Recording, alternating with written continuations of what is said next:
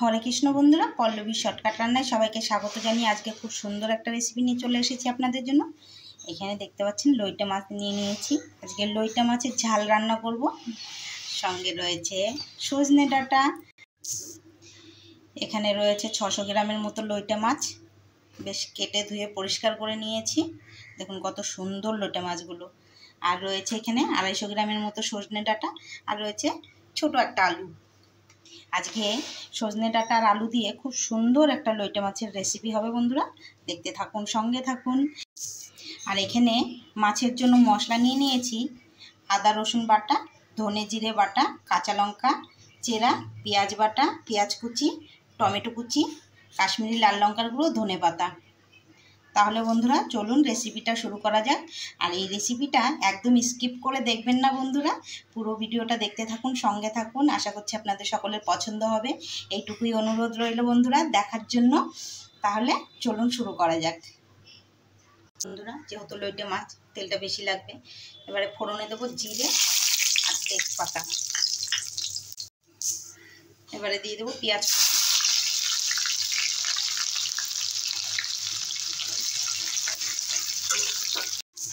পেঁয়াজটা ভাজা হয়ে গেছে। আমি এখানে বড় সাইজের একটা পেঁয়াজ ব্যবহার করেছি বন্ধুরা, যেহেতু অর্ধেকটা আলুটা দিয়ে দেবো। অর্ধেকটা ভেজে দিলাম আর অর্ধেকটা বেটে দিলাম। আলুটাও ভাজা হয়ে গেছে, খুব বেশি লাল করে ভাজবো না। এবারে মশলাগুলো দিয়ে দেবো। রসুন আদা বাটা, জিরে ধনে বাটা,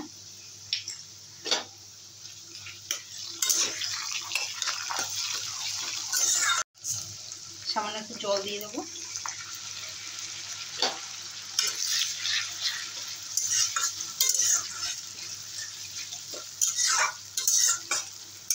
আদা রসুন জিরে বাটাটা কষিয়ে নিলাম। এবারে দেবো পেঁয়াজ বাটা, কাশ্মীরি লাল লঙ্কার গুঁড়ো, স্বাদ মতো নুন আর হলুদ। আমি নুনটা একটু কম করে দিলাম, লাগলে পরে দেবো, কেন লইটে মাছটা সামুদ্রিক মাছ, নোনতা হয়।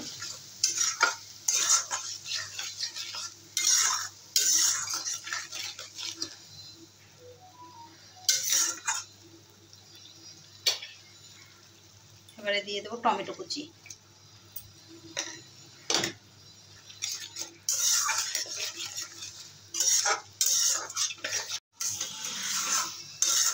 মশলাটা 2 মিনিটের মতো কষিয়ে নিলাম। এবারে দিয়ে দেবো সজনে ডাঁটা।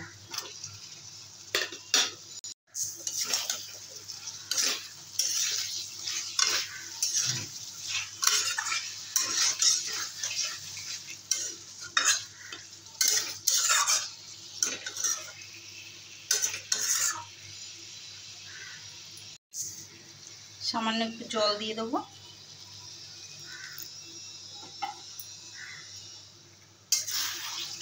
নাহলে মশলাটা নিচে লেগে যাবে।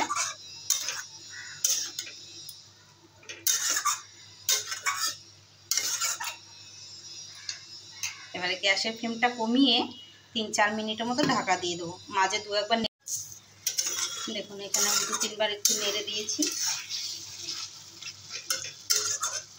ডাঁটাগুলোও সেদ্ধ হয়ে এসছে। দেখুন ডাঁটাগুলোকে একদম নিচে দিয়ে দিলাম আর আলুগুলোকে তুলে দিলাম, যেহেতু আলুগুলো একটু সেদ্ধ সেদ্ধ হয়ে গেছে, নাহলে বেশি সেদ্ধ হয়ে যাবে। এবার আমি দিয়ে দেবো মাছ। আমি কিন্তু গ্যাসের ফ্লেমটা একদমই বাড়াবো না, একদম লো ফ্লেমেই রান্না করব। আর একটুকু বাড়াইনি, বেশি বাড়িয়ে দিলে গ্যাসের ফ্লেমটা একদম নিচে মশলাটা পুড়ে যাবে। হালকা আছে এই মাছের রেসিপিটা বানিয়ে নিতে হবে।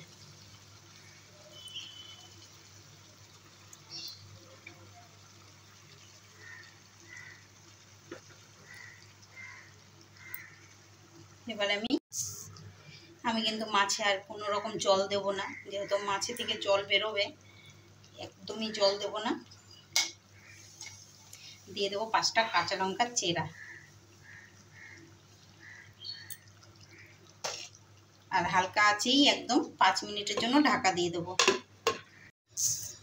4-5 মিনিট হয়ে গেছে, ঢাকনা তুলে দিলাম। দেখুন কত সুন্দর হয়েছে। আমি নুনটা একটু দিয়ে দেবো, যেহেতু আমি নুন কম দিয়েছিলাম।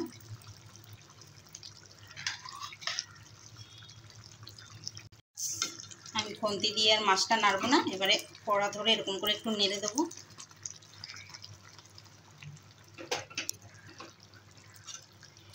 এবারে গ্যাসের ফ্লেমটা বাড়িয়ে দেবো।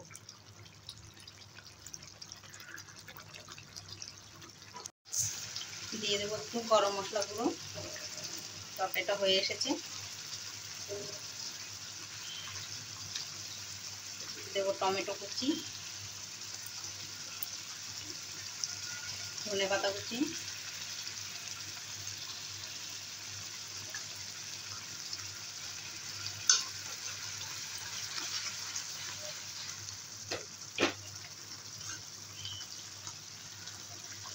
কি সুন্দর হয়েছে দেখুন তরকারিটা।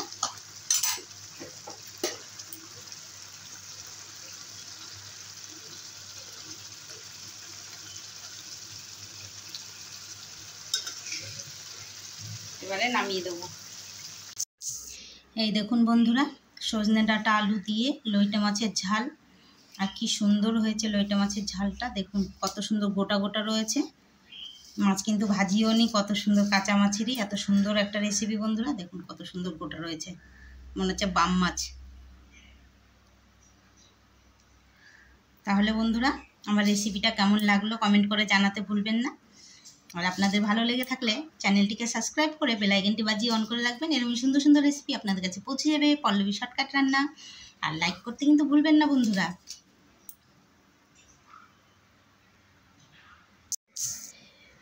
ফেসবুক থেকে যদি দেখে থাকেন বন্ধুরা, ফেসবুকের পেজের নাম নিহারয় নিহারয়। আর ইউটিউব থেকে দেখে থাকলে পল্লবী শর্টকাট রান্না। তাহলে আর বন্ধুরা দেরি কিসের, ঝটপট খেতে শুরু করে দিন। এমনই সুন্দর সুন্দর রেসিপি পেতে আমার চ্যানেলটিকে সাবস্ক্রাইব করুন, বেল আইকনটি বাজিয়ে অন করুন। তাহলে এরকমই সুন্দর রেসিপি আপনাদের কাছে পৌঁছে যাবে। পল্লবী শর্টকাট রান্না।